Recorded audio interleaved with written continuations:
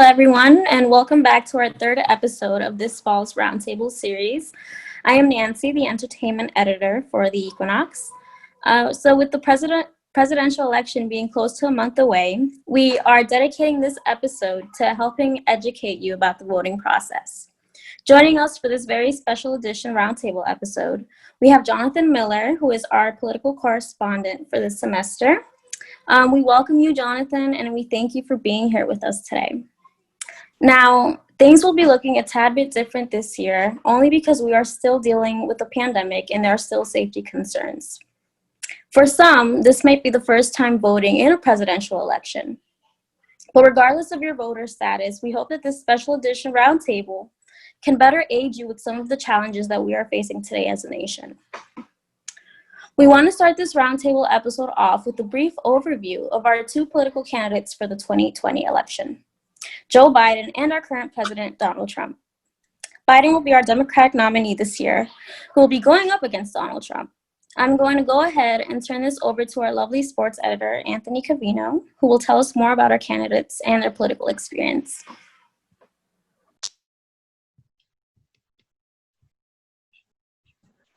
So, hey everybody, it's Anthony again. So as Nancy said, I will be talking about our two candidates, our lovely candidates for this year's election. So we'll start off. Joe Biden's our main Democratic nominee. Well, he won the nomination, and he is going up against Donald Trump, as we all know that, who is running for his second term as president. So a little history on Biden. I think we all know Biden, very well-known figure.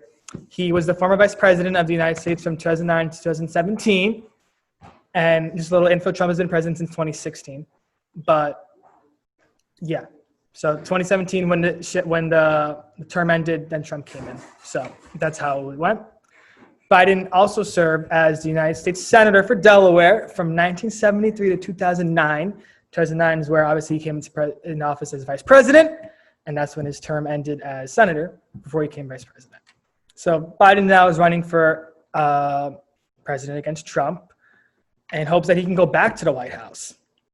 Trump, on the other hand, we know, running for a second term, is still with Mike Pence and is looking to extend his stay at the White House for another 4 years during this year, which we will have mail-in ballots for the first time, I think, ever. I think Jonathan, correct me if I'm wrong about that when he talks, but I think it's the first time ever for that. And then with all America still in the midst of a pandemic, this will be an election like no other, where the winner may not be announced until a week after the election rather than the day of the election, like we always are used to during the nighttime when we wake up in the morning. So that'll be it for my part. Back to you, Nancy. Thank you, Anthony. So we do have two very opposing ideologies at the forefront of this election, two very distinct directions that this country can go in. So with that being said, next up we have Joanna Marino, who will tell us more about the general political ideas that we're dealing with in regards to these candidates.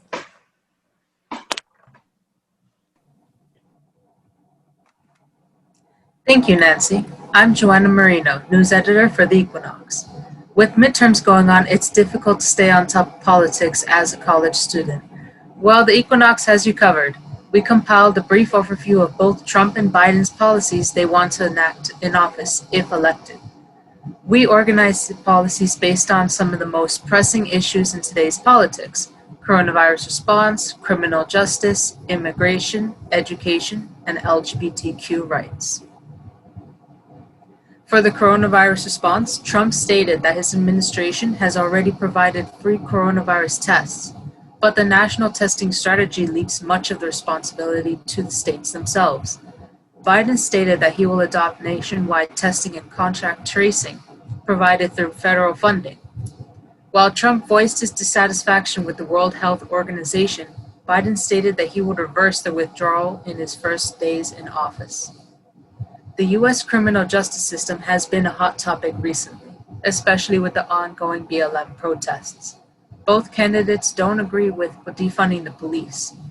Trump defends the police department as a whole. However, Biden proposes to use the existing funding to put towards community policing initiatives instead. Trump supports lowering mandatory minimum prison systems since he signed the First Step Act, while Biden supports eliminating them completely.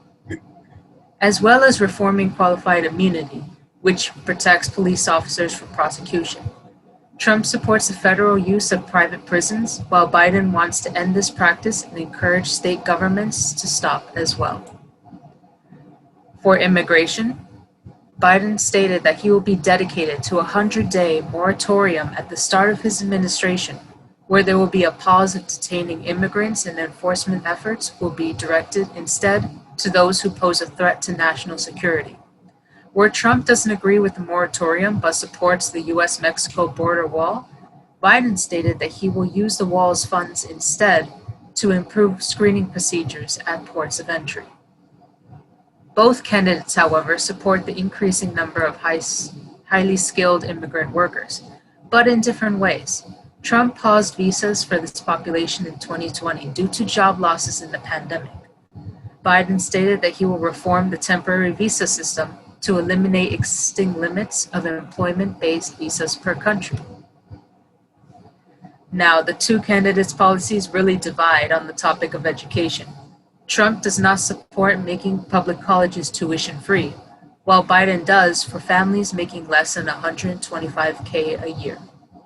Biden supports universal pre-kindergarten, while Trump does not. On the topic of campus sexual assault, Trump announced more rights to the accused, while Biden strongly discouraged accusers from being cross-examined in a hearing. LGBTQ rights are a very divided subject among these candidates as well. Biden supports extending federal anti-discrimination protections to gay and transgender folk, while Trump does not. Trump supports a ban on transgender people in the military, while Biden does not. For the topic of the same-sex marriage, Biden supports it where Trump sends mixed messages, claiming that it was the law of the land when elected, but then strongly opposed protections for LGBT Americans elsewhere. That's all for our list. If you want to know more about the candidates' stances on other topics not mentioned, the Washington Post compiled a comprehensive graphic that's updated regularly. The link will be available in the description below. And back to you, Nancy. Thank you, Joanna. These are very important ideas that every voter should educate themselves on, just to make sure that they are making an informed voting decision for the upcoming election. Now, highlighting the overall voting process and how it will differ this year, because it sure will, I am turning it over to our special guest, Johnathan Miller. Johnathan? Hello, thank you for this opportunity. Voting is a fundamental part of our democracy, and I encourage each and every one of you to find ways that work for you to vote and ensure that you participate in the electoral process and exercise your right to vote. Voting may seem like a complicated process, and in some cases it might actually be. As an example, it caused a headache for my cousin who had to register to vote in New York for this upcoming general election. Voting processes and ballots all vary from state to state. New Jersey, for instance, voting accessibility is higher than other states like South Carolina, where there are more restrictions than others. In the past, New Jersey has allowed mail-in and in-person voting, where voters cast their ballots on a machine. Over the past couple of years, however, New Jersey has expanded voting to ensure that more voters are able to vote at an easier and more convenient way. And that, for example, unless you manually opt out, if you voted by mail in 2016, you would automatically get a ballot through the mail. If you intend to vote by mail, you would now have until the day of election to postmark your ballot and send it in. Today, with the pandemic ongoing, much has changed. This year, the New Jersey will hold an all vote-by-mail election on November 3rd, with minimal in-person occasions. This means that every voter will automatically get sent a ballot through the mail. It would also mean that the majority of votes that will be counted will be from mail-in ballots, which, because of the election day postmark, might result in a delay of the final tallies. If there was an election that was separated by 1,000 votes, for example, the remaining ballots postmarked on November 3rd may actually change the results at the end of the day. If you plan to vote in person on election, or if you plan to vote in person on election day and you want to know where your polling location is, go to New Jersey Board of Elections website where you can search for your polling location as well as create a voter account to track your ballot and register to vote. The link will be posted down below. And if you are not registered to vote but want to get registered to vote, the deadline to register is October 13th. And back to you, Nancy. Thank you so much for that, Johnathan. We appreciate you coming on to help us understand more about the voting process this year. Like I mentioned earlier, this is the first national election that many of us will be participating in. So it's important that we single out these differences so everyone knows what to expect. Last but certainly not least, I will turn the floor back to Joanna, our news editor, who will be going over how exactly we can mail in our ballots. Thanks again, Nancy. This is a very unique election year indeed, Johnathan. One for the history books indeed. Election Day is November 3rd, 2020. While we cannot make it to the polls amid the pandemic, you can certainly vote by mail in New Jersey by following these steps. Number 1, make sure you are registered to vote. Ballots will be mailed to all registered voters in time for the general election date. Several social media apps like Facebook, Snapchat, and Instagram are also pushing for eligible users to register. Once the ballot arrives at the address listed, be sure to read it carefully and follow the instructions on it. That was number 2. So number 3, complete and return via mail. If postmarked on or before November 3rd, they will be considered valid. Ballots without a postmark but are received by your local county clerk within 48 hours before November 3rd will also be counted. If you were previously registered in New Jersey but moved temporarily out of state for pandemic or other reasons and will reside there at the time of the election, you have to update your voter registration. However, for those that are permanently residing in another state, you will have to register in that state. So vote.gov is a great website that makes the registration process accessible from the link to your respective state's registration site, as well as the forms that you may need in addition to National Voter Registration Form. If you live in New Jersey, don't forget to register at the link in the description below. Back to you, Nancy. Thank you again, Joanna. I hope that everyone takes advantage of all the information that is online on voting, and I hope our rundown of the 2020 election makes you feel more confident as we approach November 3rd. Also, be reminded that New Jersey offers online voter registration.